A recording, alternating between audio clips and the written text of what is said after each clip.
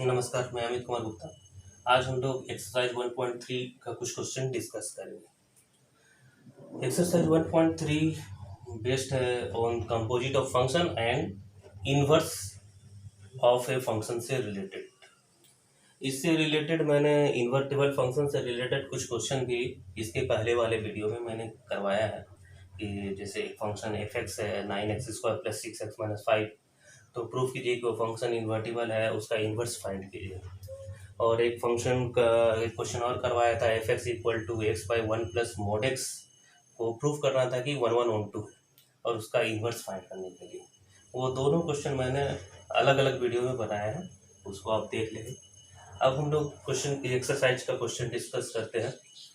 First question में जैसे दिया हुआ है f इक्वल टू 1 2 3 5 4 1। इसमें कुछ और भी दिया हुआ था कि किस डोमेन क्या है, कोडोमेन क्या है, और g भी एक फंक्शन है फ्रॉम 1 2 5 2 3 1। तो इस तरह से करके दिया हुआ है। अब बोलते हैं कि बताइए GOF निकालिए, यानी GOF क्या होगा। तो इस तरह का जो प्रॉब्लम रहता है जब रोस्टर फॉर्म में है तो इसका बड़ा ही सिंपल तरीके से निकाल सकते हैं। GOF है तो F में जो भी ऑर्डर्ड पेयर है उसका फर्स्ट एलिमेंट का इमेज देखिए। पहले है जैसे 1 का इमेज 2, F में F का देखना है पहले, तो 1 का इमेज 2, और ये इधर में देखिए कि 2 का इमेज क्या है 3। तो एट लास्ट 1 जो है वो 3 से कनेक्टेड हो गया, तो यहां पर 1 3 एक एलिमेंट हो गया। 1 2 तो 2 का इसमें इमेज देख लेंगे। फिर जैसे है 3 5, तो इसका सेकंड 3 5 है, तो 3 तो आप पहले लिख लीजिए। अब 3 का इमेज है 5, और उसमें देखिए कि 5 का इमेज क्या है, तो 5 का इमेज यहाँ पर ये मिल रहा है, 5 का इमेज 1, तो 3 का हो गया 1। फिर नेक्स्ट आइए 4 का, 4 का इमेज है 1। अब यहाँ पर देखिए 1 का इमेज क्या है, फोर्थ यहाँ लिखे, 1 का इमेज देखिए क्या है, तो 3, तो 4 3। इसी तरह से एफओजी भी निकाला जा सकता है अगर वो एग्जिस्ट करता हो तो जब भी बस ध्यान ये रखना है कि GOF निकालना है तो पहले F से आपको स्टार्ट करना है। GOFX होता है G ऑफ FX, ठीक है। तो ये क्वेश्चन आपका हो गया। नेक्स्ट है जैसे कि प्रूफ कीजिए कि अगर F, G और H तीन फंक्शन है फ्रॉम R to R, तो प्रूफ कीजिए कि F plus GOH equal to FOH plus GOH। तो यहाँ पर देखिए, यहाँ पर टर्म इन्वॉल्व है F प्लस G, ये सम ऑफ टू फंक्शंस का है। तो हम लोग जानते हैं कि अगर F फंक्शन है from R to R, G function है फ्रॉम R to R, तो F प्लस G भी एक फंक्शन होगा फ्रॉम R to R। तो यहाँ पर जितना भी फंक्शन है वो सभी R to R है। अब इसको इसके इक्वल प्रूफ करना है तो आप इस पे कोई एक एलिमेंट ऑपरेट कर दीजिए। जैसे फंक्शन है फ्रॉम R to R, तो डोमेन का एक एलिमेंट ले लीजिए। यहाँ पर डोमेन जो है वो है R और को डोमेन भी है R, तो आप डोमेन का कोई एलिमेंट ले लीजिए। जैसे ले लीजिए x belongs to R, then F plus GOH इसमें x को ऑपरेट कर दिया। तो ये डेफिनेशन से एक प्लस GH x ये हो गया, क्योंकि GOFX रहता है तो GFX होता है। तो यहाँ पर एक प्लस GOH, तो ओ यहाँ पर आप हटाकर इस तरह से लिख दीजिए। अब यहाँ पर क्या, सम ऑफ अलजेब्रा ऑफ फंक्शन से आप जो डेफिनेशन है उसके हेल्प से कीजिए। तो इसको क्या लिख सकते हैं आप, F ऑफ HX, और इसको लिख सकते हैं G ऑफ HX, और ये हो गया आपका FOHX by definition of composite function. ये हो गया आपका GOHX। अब इसको सम ऑफ फंक्शन का डेफिनेशन से हम लोग ऐसा लिख सकते हैं FOH plus GOH of X। अब अगर इसको और इसको इक्वेट करें तो देख रहे F plus GOHX equal to FOH plus GOHX for every x belongs to R। This implies F plus GOH equal to FOH plus GOH। इस तरह समझ सकते हैं, कैंसिल हो गया। एक्चुअली ये क्या है कि अगर ऐसा है तो ये जो हुआ कैंसिल नहीं किए, एक्चुअली क्या लिखे कि this is equal to F O H plus G H X for every X belongs to R. तो एक्स हटा के आप ये लिख सकते हैं इन जनरल। इसी तरह से इसका एक सेकेंड पार्ट भी था इस क्वेश्चन का, यहाँ पर प्लस की जगह इनटू है, यानी प्रोडक्ट ऑफ टू फंक्शन का कॉन्सेप्ट अप्लाई करना है। तो यहाँ वहां पर भी स्टार्ट इसी तरह से करेंगे कि let x belongs to R, then f into g o h x equal to f into g H x, फिर डेफिनेशन से f h x into g H x, फिर इस तरह से आपका f O h multiplied by g o h आ जाएगा। आप देख लीजिएगा उस क्वेश्चन को।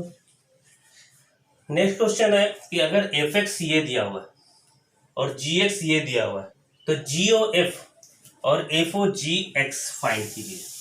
मैं इसको यहां पर बना रहा हूं आंसर 3 का, कि जी ओ एफ कैसे निकालेंगे। तो जी ओ एफ निकालना है मतलब जी ओ एफ एक्स निकालना है। अब जी ओ एफ एक्स तो जी एफ एक्स। अब यहां पर आप एफ एक्स का वैल्यू लिख सकते हैं, जैसे एफ एक्स का वैल्यू क्या है यहाँ पर मोड एक्स, तो ये लिख दिया। तो इतना का वैल्यू आया जी मोड एक्स। अब यहाँ पर जी मोड एक्स का वैल्यू आपको निकालना है, तो यहाँ पर देखिए g x equal to 5x minus 2, तो यहाँ पर जो रहेगा उसको रिप्लेस यहाँ से कर देना। तो यहाँ पर इस देखेंगे कि x की जगह क्या है मोड x, तो इसको मैं रिप्लेस कर देता हूँ 5x की जगह mode x minus 2।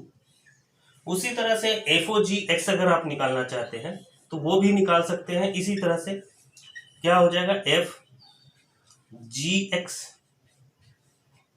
F G x, फिर इसका वैल्यू लिख दीजिए क्या है, जी एक्स का वैल्यू है मोड 5x माइनस 2। अब यहाँ पर f मोड 5x माइनस 2 आया, तो fx का वैल्यू दिया है मोड x, यहाँ पर x की जगह जो भी रहेगा उसको रिप्लेस कर देना है। तो यहाँ पर x की जगह क्या है मोड 5x माइनस 2, तो यहाँ पर हम लोग जो है x की जगह मोड 5x माइनस 2 लिख देंगे x की जगह। ये तो मोड तो पहले लिख दिया जो था, ये दोनों मोड, और यहाँ पर लिख दिया x की जगह 5x माइनस 2। ऐसे mode of mode same he value होता है, तो इसको मोड 5x माइनस 2 आप लिख सकते हो। तो इस तरह से इस क्वेश्चन को हो गया। उसी तरह से आप सपोज कीजिए कि ये क्वेश्चन है, तो ये क्वेश्चन भी बिल्कुल इसी तरह से सॉल्व होगा। एक में x आएगा शायद या 2x आएगा, एक में 8x आएगा, आप निकाल के देख सकते हैं। नेक्स्ट क्वेश्चन है 4x plus F x equal to 4x plus 3 whole divided by 6x minus 4। तो प्रूफ कीजिए कि F O F x equal to X. तो मैं पहले थोड़ा सा इसको रफ कर देता हूं।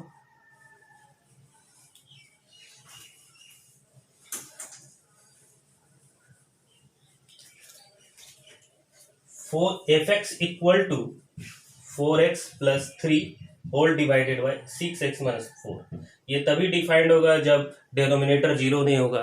डेनोमिनेटर जीरो नहीं होगा मतलब x not equal to 4/6, that is x not equal to 2/3, which is already given. Now F O F X, by definition f of fx equal to f of fx. What is f of fx? तो f of fx, तो fx का value आप put कर दीजिए, क्या है 4x plus 3 whole divided by 6x minus 4, ये आपका वैल्यू है। अब यहाँ पर फिर उसी तरह से fx का वैल्यू पता है आपको, अगर x की जगह यहाँ पर 1 आ जाए तो आप यहाँ पर x की जगह क्या करेंगे 1 रिप्लेस कर देंगे। तो यहाँ पर x की जगह जो है ये पूरा टर्म है आपका, तो यहाँ पर जो है आप जो है x की जगह 4x plus 3 whole divided by 6x minus 4 plus 3 divided by 6 4x plus 3 whole divided by 6x minus 4। यहाँ पर एक चीज ये ध्यान रखना है कि ये तभी वैलिड है जब ये जीरो नहीं है, मतलब 2/3 नहीं है। तो यहाँ पर ये जो प्रूफ करना है, ये प्रूफ करना है for all x not equal to 2/3।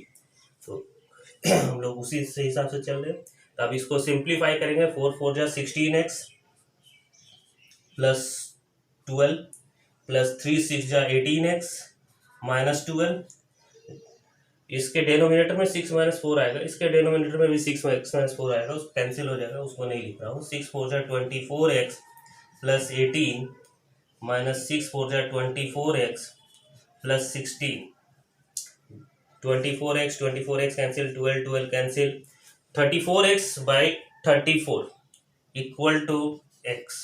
तो इतना का वैल्यू जो आया क्या आया, x आया।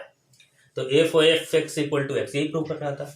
उसके बाद एक नेक्स्ट क्वेश्चन था, बोले प्रूव कीजिए एफ इनवर्स फाइंड कीजिए। आप यहाँ पर ध्यान दीजिए कि F O F x equal to x आया, इसका मतलब f O F x equal to identity function on x हो गया, f O f equal to I.